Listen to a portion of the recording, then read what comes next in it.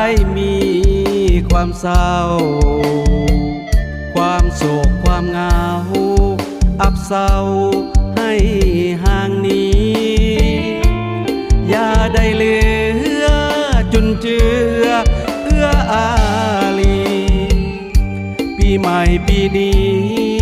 สบายดีทั่วกันปีใหม่นี้ชื่นชีวิตทุกท่านทั้งลูกทั้งหลานเดือนสานบ้านอาศัยสุขสำรา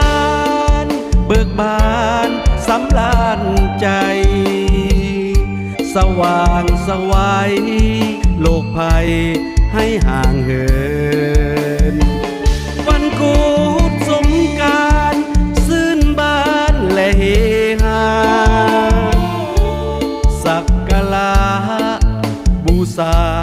ด้วยธูปเทียนไหวเจดีย์ประเพณีเราบ่ได้หันเปลี่ยนมันสะเทียนสัวฟ้าดินสลายหักกันนาเราจงสามัคคีปีใหม่ปีนี้สบายดีซื่นอุลามีแต่เฮา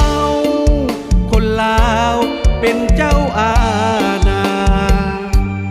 มาสามัคคีปีใหม่เอ่ย